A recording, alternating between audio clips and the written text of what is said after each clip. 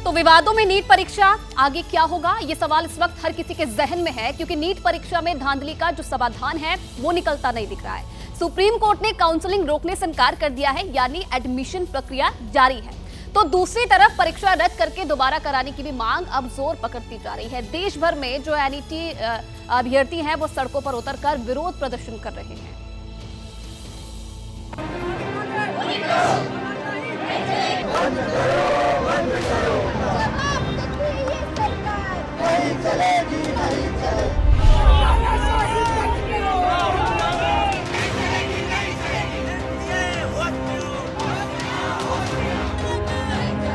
Doctor बनने का ख्वाब देख रहे ये बच्चे इंसाफ के लिए शहर शहर सड़कों की खाद छानने पर मजबूर हैं।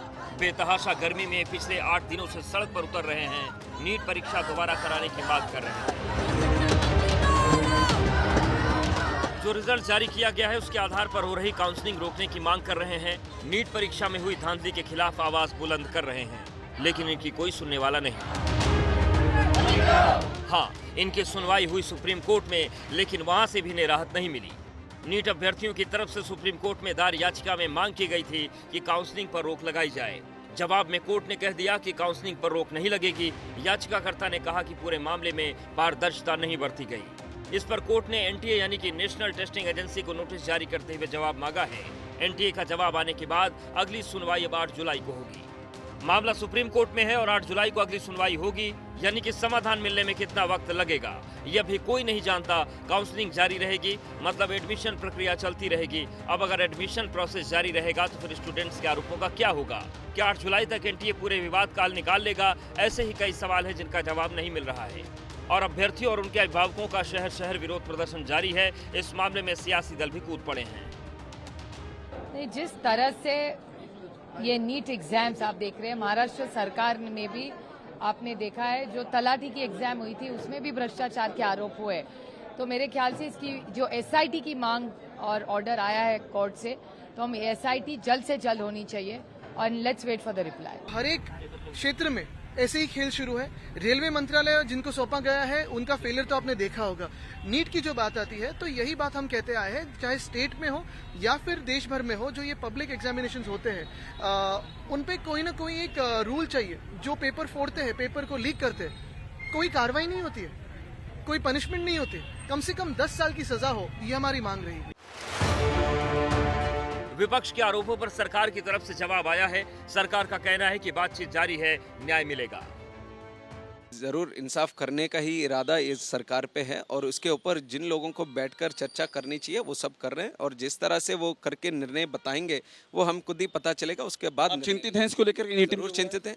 कोई भी मुद्दा ये देश में आएगा सबके लिए तो चिंतित हैं। जो अधिकारी इसके ऊपर बैठना चाहिए वो सब बैठकर मिलजुल कर जो न्याय के पक्ष में निर्णय लेंगे उससे सहमत हूं। सरकार का जवाब आ गया है।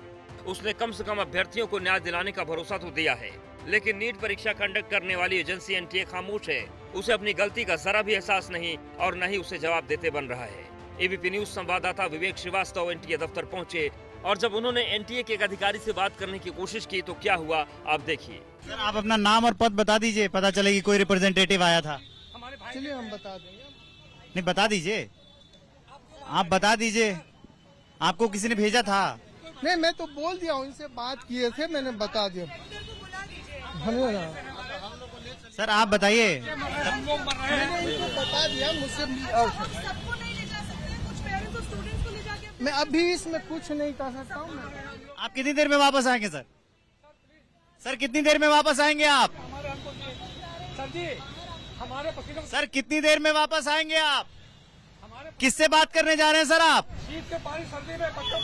सर किससे बात करने जा रहे हैं आप?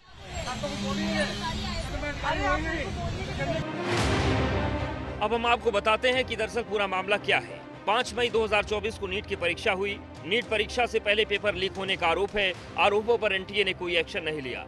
परीक्षा के दौरान कई सेंटर पर पेपर बांटने में देरी हुई।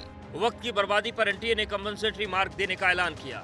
4 जून को नीट के नतीजे घोषित किए गए। ग्रेस मार्क देने से मेरिट लिस्ट प्रभावित हुई, लिहाजा देश के लाखों अभ्यर्थी परीक्षा को रद्द कर दोबारा कराने की मांग कर रहे हैं। लोग बच्चे मर रहे हैं और बड़े लोगों के बच्चे जा रहे हैं एम्स में। जिन्होंने 1 करोड़ दे दिए होंगे उनके बच्चे एम्स में पहुंच जाएंगे, क्योंकि घोटाला तो हित किया है।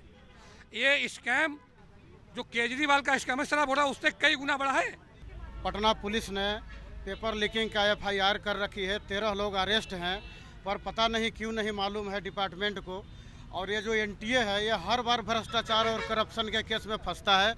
इसी के गलत डिसीजन के वजह से हर साल स्टूडेंट सुसाइड करते हैं, पर इनको कोई चिंता नहीं है। हम सुसाइड तो करने वाले नहीं हैं, हम लड़ते लड़ते मर जाएंगे, लेकिन लड़ेंगे आखिरी सांस तक। अब मुंबई की आंचल पाल का मामला देखिए। आंचल ने इसी साल 12वीं की परीक्षा पास की, पिता रिक्शा चलाते हैं। बेटी का सपना डॉक्टर बनने का है, 10वीं से ही नीट की तैयारी कर रही है। जब 4 जून को नतीजे आए तो खुशी का ठिकाना नहीं था। आंचल को 720 में से 566 मार्क्स मिले। गवर्नमेंट मेडिकल कॉलेज में दाखिला तय था, लेकिन अब आंचल के सपने पर पानी फिरता दिख रहा है। परिवार का रो रो कर बुरा हाल है। मैंने जब ऑन द स्पॉट जब भी नीट का रिजल्ट रिलीज़ हुआ था 4 जून को, तभी मैंने 6 बजे के बीच में रिजल्ट चेक किया था तो 566 शो कर रहा था और ऑल इंडिया रैंक 52,000 के ऊपर था। और जब आज मैंने क्लासेस में चेक किया गया, मैम ने चेक किया तो 366 शो कर रहा था। उसके बाद मैम ने मुझे कॉल किया, फिर से मैंने रिजल्ट जब चेक किया तो फिर से मुझे 366 शो कर रहा था। बट ये कैसे हो सकता है कि डायरेक्ट 200 मार्क्स का गैप कैसे हो सकता है? अब ऐसे तो बच्चे का मार्क्स जब इतना गिर जाएगा 200 एक साथ, तो बच्चा फिर से हिम्मत कर पाएगा पढ़ने के? लगातार मेहनत उसने किया है। बोलिए, मत अपनी बात रखिए। भोपाल में भी नीट परीक्षा में हुई धांधली के खिलाफ विरोध प्रदर्शन जारी है। परीक्षा को रद्द कर दोबारा कराने की मांग जोर पकड़ रही है।